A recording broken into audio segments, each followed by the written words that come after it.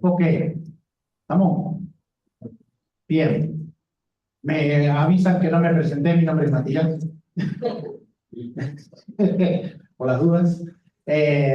Vamos a seguir con cuestiones biomecánicas para ir justificando cuál es la técnica ideal, cuál es el modelo técnico ideal, ¿sí? Entonces, cuestiones a tener en cuenta. Trabajo mecánico. ¿Qué es el trabajo mecánico? El trabajo mecánico es la cantidad de energía que yo necesito para mover un objeto, ¿sí? Cuanto más energía necesito, más trabajo hay, ¿sí? Y esa energía va a depender de la distancia que yo quiera mover el objeto, ¿sí? O de la fuerza que yo tenga que hacer para mover el objeto. ¿Ok? Bien. Quiere decir que si yo quiero comparar dos técnicas, las voy a comparar con la misma carga, o sea, la misma fuerza. La diferencia va a tener que ver en cuál voy a desplazar menos distancia. Porque si yo comparo el split share con el squat share y con el push share, todo con 100 kilos, la fuerza va a ser 100 kilos. La diferencia va a estar en cuál muevo más la barra, ¿no? Y acá hay un inconveniente. Pues nosotros tenemos, nuestro cerebro naturalmente está sesgado, ¿sí? El cerebro del ser humano es simplificador.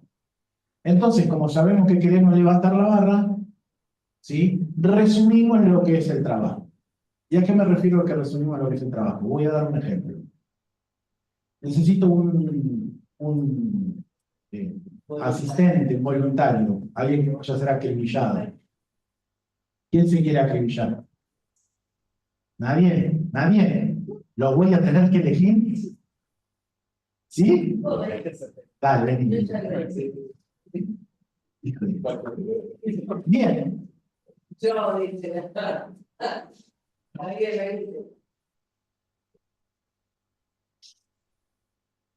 Agarra la pelota pesa 1 kilo, ¿sí? Y vamos a hacer de cuenta que la mueve de acá 1 metro para arriba, ¿sí? 1 kilo por 1 metro. Esa es la energía, ¿verdad? Ese es el trabajo. Ahora, si la sube medio metro, la mitad de energía, ¿verdad? Perfecto. ¿Están seguros que hizo la mitad? Le falta una parte. Voy a dar otro ejemplo, ¿sí? Acostate en el piso. Sí, mujer. Yo le voy a tirar la pelota y él la va a atajar. ¿La cara? No. Tajada, puedes tirar los bracitos, ¿sí? ¿No? No es que necesito que seas. ¿Sí? La tiro. ¿Él movió la pelota? No, ¿verdad? No. ¿Gastó energía? Sí, en frenarla. ¿Ok? Si eso hubiera sido mucho más pesado, él además tendría que haber acompañado. ¿Sí? Bien, perfecto. Ahora vamos a hacer otro ejemplo. Más vale que tenga los abdominales. No, bueno, vamos a hacer más benevolente. Quédate quietito. ¿Sí? Yo le voy a tirar la pelota en el pie. ¿Gastó energía? ¿Eh? Sí gastó energía. ¿Eh? Exactamente. La deformación que el mismo objeto genera en el cuerpo es energía disipada. Cuando ustedes van a la definición de fuerza, ¿sí? La definición, porque dentro de la definición newtoniana hay una parte que es para objetos ideales, después va para objetos reales. Después para... Perdón, claro, porque sí, por favor. Porque según la definición para objetos ideales, ¿sí? Dice que la fuerza, ¿sí? Genera movimiento. Pero cuando es para objetos reales, es movimiento o deformación. Y aunque él no haga nada, la pelota lo deformó. ¿Qué quiero decir con esto? ¿A dónde voy? ¿A dónde voy? Hay gente que asegura que por la cantidad de movimiento que tiene la barra hacia arriba en el squat jerk, ¿sí? Que no la mide, pero según esta gente, o sea, yo por lo menos a veces que me digo me da igual que cualquier otro jerk, pero según ellos hay que levantarla menos porque vos vas para abajo, ¿sí? Aún habiéndola que levantar menos, el recorrido total es mayor. Porque están olvidándose de que yo tengo que frenar la barra, aguantar la energía en una posición súper incómoda, que cualquiera que haya hecho siquiera digo un squat chef, que haya hecho un squat, un overhead con árbol, sabe que hay que hacer una fuerza tremenda para que no se te vaya la barra para cualquier lado, y después hay que pararse. Y el gesto comprende todo, desde que la tengo en los hombros hasta que termina. Porque en todo eso hay gasto de energía. ¿Sí? Entonces, cuando yo tomo el recorrido que tiene un push, el recorrido que tiene un split y el recorrido que tiene un squat, el que menos recorrido tiene es el split. Solo que en el split veo más movimiento por el movimiento de los pies. ¿Sí? Ahora, yo mostré movimiento en la verticalidad. ¿Es lo mismo movimiento de la horizontalidad? ¿Se gasta la misma energía? Deberías gastar. Te están dando el micrófono. Yo sé que vos generás, pero te están dando el micrófono. Gracias. Deberías de gastar la energía de una manera proporcional porque seguís teniendo la misma masa y la misma gravedad. Así que, ¿Ok? porque sea vertical o horizontal, la fuerza gravitacional. Como a mí me gusta que la gente hable no solo con el conocimiento, sino que además lo practique, ahí atrás tenés discos de 50. Quiero que me muestres si es lo mismo levantar el disco de 50 que arrastrarlo. No. Y entonces no es la misma energía. Pero estamos hablando de verticalidad y horizontalidad. Sí. No necesariamente lo tengo que arrastrar. Si yo lo tengo en el aire, que hago esto, voy a tener la energía para adelante. Estás confundiendo la energía que necesitas para sostener, ¿sí?, con la energía que vos necesitas para levantar. Bien, es lo que dijo, supónganse que esto es el disco de 50. Bien. No se animó a agarrar el disco de 50. No, el 50 es lo mismo. A ver, yo me mueva, no me mueva, si yo tengo el disco de 50 voy a estar gastando energía porque necesito sostenerlo. ¿Sí? En la isometría también hay energía. Ahora, si yo muevo el disco, voy a estar sumando energía.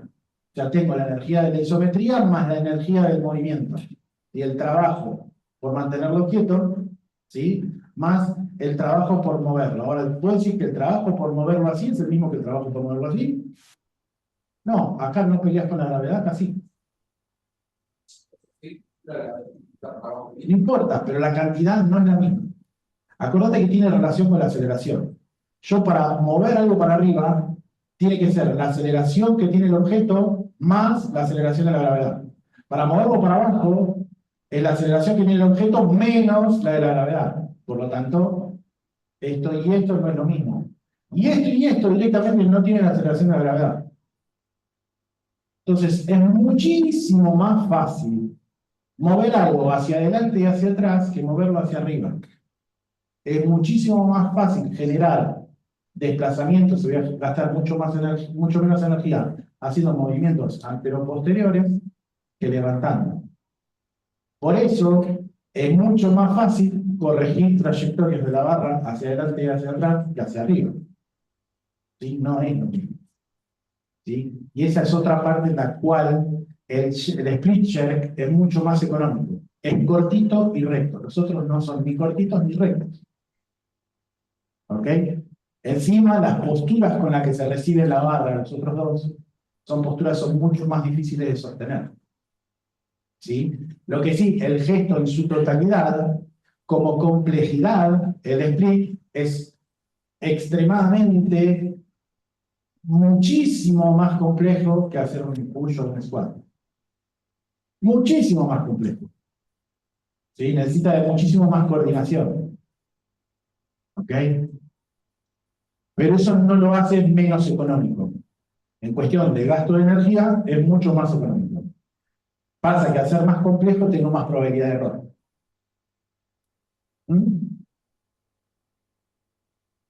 Que se compensa. Sí, están viendo. ¿Qué pasa? No, genial. Yo no creo que haya gente que haga esto. Y lo vi en vivo, no este en particular, pero lo vi en vivo en directo. Mirá, una competencia de escenario de acrobática. No, iba a preguntar, un atleta que tiene los brazos más cortos, ¿tiene ventaja con respecto a uno que tiene los brazos más largos en el movimiento del chat? Es discutible. Por el tema de fuerza por distancia, teniendo las mismas fuerzas, se supone que hacen un trabajo y que la levantan bien. Ahí sí la levantan bien. Sí, pero también tiene palancas más cortas. Por lo tanto, para hacer esa misma distancia, para hacer menos distancia, necesitas más fuerza. Esa distancia te puede favorecer el torneo de powerlifting. Se va a copiar los que vienen recomiendo. Para un trabajo de potencia. Acordate del micrófono. Sí, te conviene el torneo. Sí, porque si no, no te escuchan lo del streaming. No, no, decía que esa distancia te puede favorecer el torneo de powerlifting porque es un recorrido un poco largo. Por, Trabajo de potencia depende más de la atleta y su preparación, me parece. por supuesto, pero también el tipo que tiene las palancas más, el que tiene menos recorrido suele tener las palancas más cortitas, por lo tanto suele ser más liviano, por lo tanto, Sí, sí. el problema, o sea, sí tiene recorrido. A mí me encanta cuando te dicen, no, vos levantás un montón de kilos en squat porque tenés la patita cortita. Sí, bárbaro, yo tengo las patitas cortitas, pero me estás comparando a mí contra un tipo de 150 kilos. Claro. O sea, no, a ver, el 150 kilos tendría que tener más fuerza que yo simplemente por cantidad de masa muscular. Y para lo que voy es que muchas veces pasa que vos tenés palancas cortas y estás en una categoría en la que que tiene palancas largas, pues ahí estás beneficiado. Claro. Por eso es la relación entre palancas y peso corporal. No solamente la palanca. Pasa que eso también es medio como esto de las palancas cortas, medio como un mito, porque antiguamente los levantadores de pesas eran muy bajitos. Entonces era, no, él tiene palanquitas cortas, no, tiene palanquitas, tiene mucha fuerza. Pero el gesto no se resuelve con fuerza. Un entrenador de varios cursos decía que en las patas cortas, digamos que tardabas menos en meterte abajo de la otra. Depende. Puedes tener unas patas cortas, pero tener lo que se llama cajón, que es la profundidad de tu squat. Te puedes tener un cajón muy cortito y sí vas a llegar muy rápido abajo, pero no la tenés que levantar mucho más.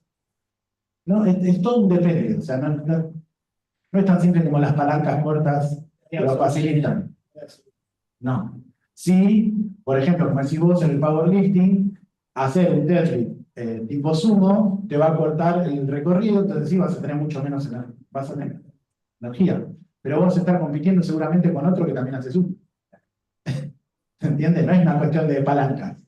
Obviamente el que tiene los brazos más largos, está más cerca del piso, va a tener que levantar menos. Ahí sí te beneficia. Pero porque la barra está colgando, no porque está haciendo fuerza con los brazos. Claro, el deporte es como natación, brazo largo, pero eso no tiene que ver con la capacidad de fuerza, tiene que ver con la cantidad de empuje, la cantidad de tiempo que vos estás haciendo fuerza contra el agua. ¿Sí? Por eso digo, en realidad claro. Pero no es cierto que el tipo que tiene las palancas cortas tiene más fuerza que el tipo que tiene las palancas largas. Depende de otras cosas. Depende de otras cosas. Bien. Otra cuestión sumamente importante,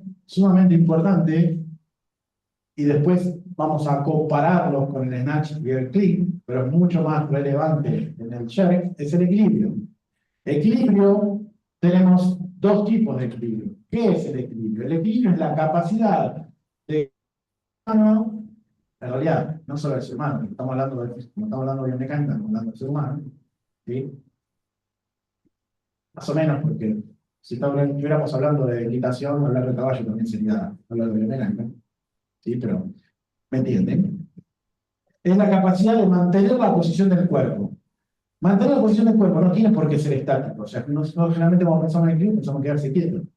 Pero si yo voy corriendo y pierdo el equilibrio, sí, me voy de costado. Si yo voy andando en bicicleta y pierdo el equilibrio, me voy de costado. Y estoy en movimiento. Cuando corro, estoy en movimiento. Cuando ando en bicicleta, y estoy en movimiento cuando hago un stretcher. ¿Sí? Y yo puedo perder la posición de mi cuerpo, y eso es importantísimo. No solamente tiene que ver con lo estático. Y en el stretcher, ¿sí? Tiene mucho que ver, en el jerk tiene mucho que ver el equilibrio. ¿Por qué? Porque yo les dije, que podemos saber cuál es la característica que lo hace más inestable, ahora vamos a ver, pero yo les dije que el split era el más complejo de todos, ¿sí? pero también es el más estable. Y al ser el más estable es el que permite mayor cantidad de correcciones. Entonces, si bien por ser muy complejo me permite mandarme un montón de mocos, un montón de errores, ¿sí? También la técnica en sí misma es mucho más fácil de corregir. ¿Ok? Después vamos a ver por qué es más fácil de corregir. Todos le van cerrando, a medida que vamos pasando diapositivas, van a ir cerrando. Yo abro ventanas como el Windows y después las vamos a ir cerrando. ¿Sí? Entonces, características del equilibrio. Yo en el equilibrio que voy a buscar es estabilidad, o sea, que el gesto sea estable. Pero no estable a nivel gestual, sino a nivel estabilidad física, ¿sí? O sea, que me refiero de la física, no del físico. ¿Sí? Entonces, ¿de qué va a depender que una posición, por ejemplo, sea estable? La posición del split, del squat o del push va a ser estable dependiendo de la proyección del centro de gravedad en la base de sustentación. O sea, yo no me voy a caer siempre y cuando mi centro de gravedad caiga dentro de la base de sustentación. ¿Sí? Dentro de la base de sustentación. Quiere decir que cuanto más adentro esté de mi base de sustentación, ¿sí? Si yo tengo una base de sustentación de 1 metro por 1 metro, cuanto más cerca del centro esté, o sea, más a 50 centímetros de cada uno de los lados esté, ¿sí? Más estable voy a estar. ¿Por qué? Porque ante cualquier perturbación que a mí me hagan, mi centro de gravedad se va a mover, pero nunca se va a salir de la base de sustentación, siempre y cuando yo no me pase de los 50 centímetros. Ahora, si yo estoy haciendo equilibrio en una base de 1 metro cuadrado, ¿sí? De 1 metro por 1 metro, y en vez de estar parado en el centro, estoy parado a 30 centímetros de uno de los lados, a 30 centímetros de uno de los lados, si a mí me perturban 30 centímetros, pónganse que yo estoy 30 centímetros del lado izquierdo, a mí me perturban 30 centímetros para la derecha, no pasa nada. Pero si a mí me perturban 30 centímetros para la izquierda, ya me salgo y me caigo. Por lo tanto, por más que sea 1 metro por 1 metro, si yo no estoy en el centro, ¿sí? Mi estabilidad va a depender de 30 centímetros, no de 50. Voy a ser menos estable. ¿Se entiende? Entonces, generar la base de sustentación va a ser importante. ¿Sí? La altura del centro de gravedad también me va a dar estabilidad. ¿Por qué me va a dar estabilidad? Porque yo necesito que mi centro de gravedad, todo tiene que ver con lo mismo, ¿no? Con que mi centro de gravedad no se salga de la base de sustentación. Si yo tengo mi centro de gravedad muy alto, con unos pocos grados, la base de sustentación, el centro de gravedad sale de la base de sustentación. Ahora, si yo tengo el centro de gravedad muy bajo, con muy pocos grados de inclinación, con los mismos grados de inclinación, voy a seguir estando dentro de la base de la base de sustentación. ¿Me entiende? Entonces, la altura del centro de gravedad va a generar, ¿sí? Una situación de estabilidad o inestabilidad. Cuanto más bajo esté el centro de gravedad, ¿sí? Más estable va a ser. ¿Ok? Y obviamente, el tamaño de la base de sustentación me va a dar estabilidad o no. Así de claro. Me va a dar estabilidad o no. Cuanto más grande sea mi apoyo, más difícil es que mi centro de gravedad se salga de ese apoyo. ¿Ok? Y la base de sustentación en el ser humano es la superficie que hay entre los bordes externos de sus apoyos, de sus pies. Siempre y cuando esté parado. Si está en cuadrupedia, será la superficie que hay entre los 4 apoyos, las 2 manos y los 2 pies. ¿Me entiende? Entonces va a ser importante la posición en la que pongo los pies para decirme si el gesto va a ser estable o no va a ser estable. Yo tengo que buscar una posición de pies que me aumente mucho la base de sustentación, ¿sí? Pero además que me ubique en el centro. Que me ubique en el centro a la distancia más lejana posible del lado más cercano. ¿Entienden? La respuesta sería de que se desplazan en la misma. Ahora lo vemos. Sí, la respuesta podría ser esa. ¿Cuántos dijeron que era la misma distancia? Sí. Podría estar ahí, ¿eh? Podría estar ahí. 3. Claro, hay un detalle más que te está perdiendo. Yo dije que si yo me acercaba a 30 centímetros, ¿qué pasaba? Tenía 30 centímetros de base de sustentación. ¿Cuál tendrá mejor base de sustentación? ¿Y por qué?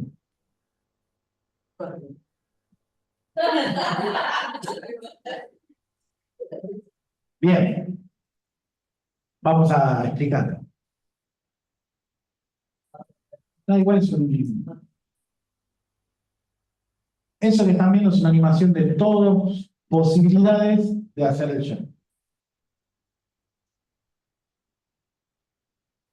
Siempre, de mi posición inicial, mis pies se tienen que mover de manera equidistante. Quiere decir que si yo muevo un pie 10 centímetros para la derecha, se va a tener que mover 10 centímetros para la izquierda. Si yo muevo el pie el derecho 10 centímetros para atrás, yo el izquierdo lo voy a tener que mover 10 centímetros para adelante. ¿Cuál será la diferencia entre mover hacia los laterales y mover hacia adelante y hacia atrás? ¿Cuál es la diferencia?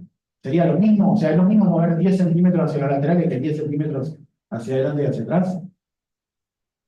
¿Por qué no? ¿Cuál es más inestable? Exactamente al revés. Porque yo te dije que vos, ella dijo que para adelante y para atrás es más inestable. Y es exactamente al revés. ¿Por qué? Porque yo te dije que vos sos, en cuanto a tu proyección de tu centro de gravedad, tu estabilidad va a depender de la distancia que tengas del punto más cercano. ¿Sí? Ahora, si yo muevo hacia los laterales, aumento la base de sustentación solo para los laterales, pero hacia adelante y hacia atrás estoy muy cerca del centro. Mi rango de corrección es muy poquito, es el largo de mi pie.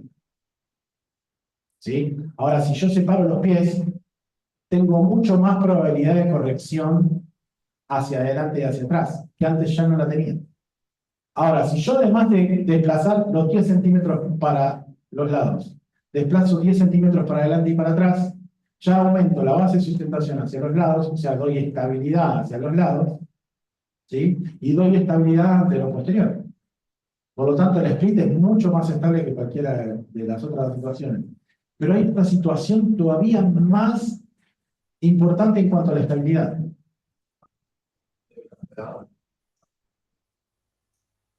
Y si yo hago esto, no bajo el punto de gravedad. Sí, yo te contesto. Sí. Con otra pregunta. Si yo muevo acá, voy a decir que bajo el centro de gravedad. Y si yo hago así, ¿no bajo el centro de gravedad? Sí. Bien, la pregunta es cuál baja más. ¿Sí? Los dos pasan. Lo vamos a medir. ¿Ok? Pero hay otro tema que es mucho más relevante. ¿Alguna vez ustedes vieron el que camina la cuerda floja? ¿Qué tiene en la mano? ¿Por qué tiene una varilla? Porque le da equilibrio. ¿Cuál piensa que es la diferencia entre llevarlo acá y llevarlo acá? La energía que me cuesta mantenerlo arriba de la mano, pero la estabilidad que me da arriba, en lateral, la barra, es la misma que llevarla abajo. O sea, ya la barra de por sí me da estabilidad lateral. Entonces yo me tengo que ocupar más del antero posterior y la lateral. Por lo tanto, mover los pies hacia los laterales, si bien yo puedo mover 10 centímetros hacia el lateral, y mover 10 centímetros hacia adelante y hacia atrás, pareciera que es lo mismo porque es 10 centímetros, ¿sí? En una la estabilidad ya me da la barra, en la otra se la estoy sumando a la barra. Por eso es que adelante y hacia atrás da más estabilidad que hacia los laterales. ¿Sí? Porque mover 10 centímetros es aumentar la base de sustentación 10 centímetros. ¿Sí? ¿Qué? Primero que no se olviden del mic cuando hablan los del público que están quedando peor. Se los traslado. Eso por un lado. Y por otro lado, Susi, que pone, se me vienen muchas cosas por la mirada desde la práctica. Espero que la pregunta sirva para todos. Pienso en lesiones en niños y la estabilidad deforma la base de sustentación. Espero ser claro. No. Susi, no te entendí. Igual a Susi la conocemos. No estamos bardeando a alguien que no conocemos. Su, venga, aclarar. Ya reformulo, bueno, ahí reformulo. Ok, Bueno, si querés, Mientras cuando tanto- reformule, yo te la paso. sí, No perfecto. se olviden del mic, por favor. Igual íbamos directamente a la conclusión.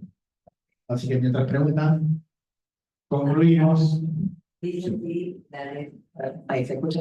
Si la lesión cambia la base de sustentación. La lesión.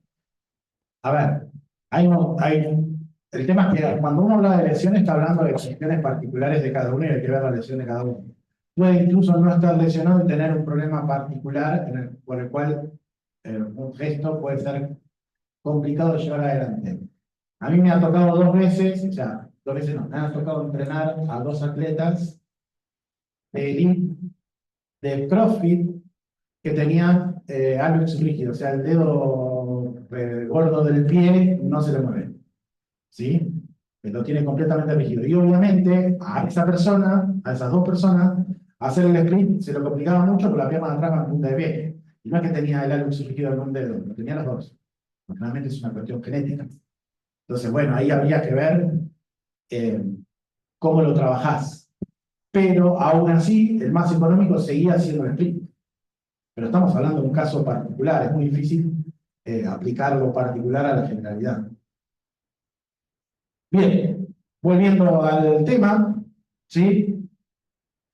Nos vamos a dar cuenta, vamos a llegar a la conclusión que el split jerk es más económico, porque vamos a ver que la barra tiene mucho menos recorrido, ¿sí? Es más seguro, ¿sí? Porque me permite tener muchas más correcciones, pues por tener la capacidad de poder corregir antero posterior y lateral lateral, cosa que los otros 2 gestos, lo antero posterior, no me lo permite corregir. De hecho, el más peligroso de todos, es el squat, porque no todos los atletas, vamos a hacerlo al revés, muy pocos atletas tienen la capacidad de pasar los hombros para atrás con la barra, con un agarre estrecho. Y es una posición muy inestable la del squat, donde con muchos kilos se te va un poquito para atrás y los hombros dicen corto, pido, sale el glúteo. ¿Sí? Entonces es más estable, más seguro y justamente esto de requerir menos energía, ser más estable y ser más seguro hace que sea más efectivo, que yo tenga más probabilidades de corrección y de equivocarme menos y en la cantidad de intentos que tengo, tener más probabilidades de intentos válidos. ¿Sí? Por eso todo apunta al jerk con split y vamos a aprender y vamos a dedicarle muchísimo tiempo, ¿sí? Muchísimo tiempo. Bueno, aparte vamos a ver, el push-up se aprende muy rápido. 2, 3 clases lo aprendiste. ¿Sí? El split te lleva como 7, 8 años aprender. ¿Sí? Sacarlo te lleva muchísimo tiempo. ¿Sí? Hay atletas de elite que hasta los últimos años de su carrera no aprenden a hacer un jerk. De hecho, en esta sala tenemos una que aprendió a hacer el jerk después de retirada, y fue selección nacional. Cosa que pasa. Bien. No sé si hay algo más en el chat.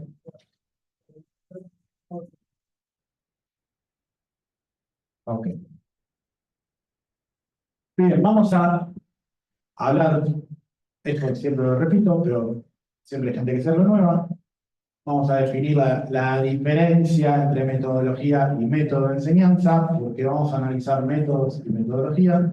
¿Sí? Metodología hace referencia al conjunto de procedimientos basados en principios lógicos utilizados para alcanzar una gama de objetivos que rigen una investigación científica. Es la teoría acerca del método, del conjunto de métodos, que es normativa, valora, pero también es descriptiva, expone o comparativa, analiza. Básicamente, cuando uno habla de metodología, está hablando de conjuntos de métodos. Quiere decir que si uno aplica más de un método, ¿sí? O aplica un método más algo particular de uno, se está convirtiendo automáticamente en una metodología. ¿Sí? ¿Qué es una metodología? Un método es una forma de hacer, responde al cómo, se orienta al desarrollo de capacidades, por lo cual desarrolla habilidades. ¿Sí? Es el conjunto de actividades técnicas y acciones secuenciales diseñadas y desarrolladas para conseguir un objetivo. ¿Sí? Básicamente lo que estoy diciendo es, el método es una receta. Es primero esto, después esto, después esto, después esto, o sea, paso, paso, paso, paso. Eso es un método. ¿Sí? Es un camino diseñado para lograr el objetivo, para hacer más fácil la vida. Nosotros vamos repitiendo métodos, acciones para así no tener que racionalizar. Y siempre esto lo digo en todos los seminarios, y como hay gente nueva, le pregunto a la gente nueva, el resto no me responda. Racionalizar, no tener que racionalizar significa que no tengo que pensar. ¿Por qué? Porque la receta ya está armada. ¿Quién es el que no tiene que pensar? A los nuevos, ¿quién es el nuevo? Bien. ¿Quién? El atleta. No, el entrenador. Si yo te doy la receta, vos sos cocinero, yo te doy la receta. ¿Quién es el que no está pensando? ¿El cocinero? ¿O el que generó? ¿Entiendes? O sea, yo te doy la receta de cómo vos sos entrenador. Y yo te digo, el método para aprender el split share es paso 1, hace esto. Paso 2, hace esto. Paso 3, hace esto. Los métodos están hechos para los entrenadores, no para los atletas. El atleta solo hace lo que el entrenador le dice. Lo que el entrenador le escribe. ¿Sí? Entonces, los métodos en el deporte están hechos para que el entrenador no piense. Los métodos generalmente vienen de cuando el Estado, ¿sí?, les baja línea a los entrenadores cómo se tienen que comportar para estandarizar el resultado. Porque como Estado quieren salir adelante y ganar el Juego Olímpico, ganar una medalla en el Juego Olímpico. ¿Por qué? Porque si nosotros fuéramos individuos, vos sos entrenador, yo soy entrenador, y vos no me vas a pasar tu método a mí, porque yo compito contra vos. Ponele, yo te lo estoy pasando. En este momento, ¿no? Pero yo compito contra vos. Y si vos a tu atleta le enseñás todo mal y le sale todo mal, para mí mejor, te gana.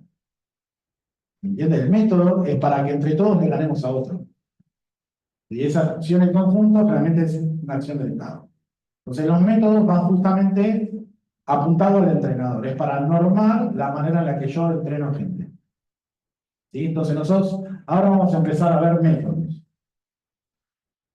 A diferencia del snatch y el clean, ¿sí?, si bien tanto el snatch y el clean tienen una preparación previa antes de poder hacerse, ¿sí?, tiene una preparación previa antes de poder hacerse, el jerk necesita una preparación física y unas condiciones físicas mucho más entrenadas que el snatch y el clean.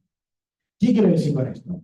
Que si yo no tengo la preparación física necesaria para hacer un jerk, no puedo ni siquiera empezar la metodología.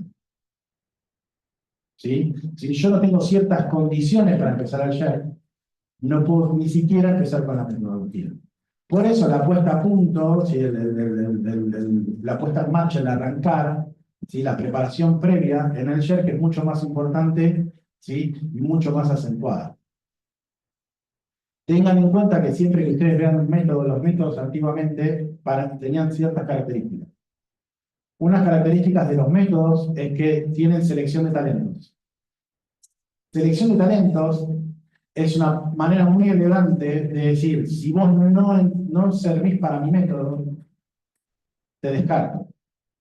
En realidad no es que ese atleta no sirve para ese deporte, que no sirve para ese método. Para poder hacer el deporte va a necesitar otro tipo de método. Entonces, ese entrenador, ese atleta no va con ese entrenador porque este entrenador usa este método y vos en este método no cabés. La mayoría de los métodos que ustedes pueden encontrar en los libros tienen dos situaciones. La primera es que seleccionan talento. O sea, si vos no tenés estas condiciones principales, estas condiciones mínimas, no vas a entrar. Si vos no puedes hacer un overhead squat, el primer día que llegás, no te van a tomar, no te van a enseñar cómo hacer un overhead squat. Por eso no hay mucha información de cómo se hace un overhead squat. Aparecen ahora todos los tips en Instagram, porque hay un montón de gente que nunca hubiera entrado a una escuela de levantamiento tradicional tratando de hacer un overhead squat. ¿Sí? De la misma manera, el jerk tiene condiciones mucho más, difíciles de conseguir. Mucho más difíciles de conseguir. ¿Sí? Entonces el jerk termina siendo de los tres ejercicios el más limitante de todos, el que termina sacando más gente del camino. La otra condición que tienen estos métodos es que vos para entrar a la escuela, primero tenías siempre un periodo de preparación física cuando hacías cosas generales. O venías, ¿sí?, del primario, ya entrenando, donde después te elegían para el levantamiento olímpico de pesas, en el secundario. ¿Se entiende? Entonces, cuando empiezan a enseñar, dan por supuesto que hay un montón de condiciones que vos ya las tenés. Y yo no puedo, por lo menos yo argentino, ¿sí?, con la poca gente que quiere hacer levantamiento olímpico de pesas, la poca gente que le gusta el weightlifting, y no me puedo dar el lujo de decir, no, no, vos no vas a, con vos tengo que trabajar mucho, te descarto. ¿Sí? Entonces, ahí es donde necesitamos aplicar metodología, empezar a meter de nosotros, ¿sí?, de nosotros, para poder hacer que alguien que de buenas a primeras no hubiera entrado nunca a un método, poder nosotros meterlos en nuestro método o seguir haciendo metodología. Pero si estamos diciendo que el SHER necesita mucho más preparación física inicial que los otros dos, la preparación inicial va a ser mucho más importante. Y le vamos a dedicar mucho tiempo a la preparación inicial y vamos a ver cómo se arranca. La idea de lo que propongo, ¿sí?, es cómo se arranca en alguien que nunca hizo ningún deporte, ¿sí?, y no tiene prácticamente experiencia deportiva. ¿Por qué lo aclaro? Porque cuando vienen al gimnasio nuestro, nos pasa que hay muchos de estos pasos que nosotros no los salteamos. ¿Por qué? Porque vienen de hacer CrossFit. Y el CrossFit ya le dio una preparación. La vienen de hacer powerlifting. Powerlifting ya le dio una preparación. Hay cosas que no las necesito. La suposición de esta es, tengo lo que comúnmente acá en Argentina decimos una OJ. No sirve para ningún deporte. ¿Ok? Y nos... ¿Eh? No, ya Doña Rosa está gorda, ya no sé, ahí se me complica. Ahí ya tengo otras cuestiones. Y vieja, Doña Rosa está gorda y vieja. A veces necesito más paciencia, ya con esto solo no puedo. De hecho, una de las cuestiones que tiene el SHER, que la preparación física tiene mucho de posición invertida, de verticales, y a Doña Rosa el primer día no lo puedo poner en cabeza. A un pibito sí. No, a nadie con sobrepeso lo puedes poner boca abajo, de sostenerse de sus brazos. Apenas sostienen su peso con las piernas, mucho menos con los brazos. No sé por qué me miras así. Doña Rosa es pobre Doña Rosa. Pero a ver, vos hablando de Doña Rosa, se le decimos Doña Rosa, pero es un estereotipo. El estereotipo de Doña Rosa es la señora vieja y gorda. Vos conocés otra Rosa, la Doña Rosa que hablamos todo de vieja y gorda. No dejemos de discutir. Vamos a hacer una pausita. ¿Sí? Sí, 10 minutos. Vamos a lo práctico. Lo práctico igual tiene un leve inicio de teoría siempre. ¿Qué dice?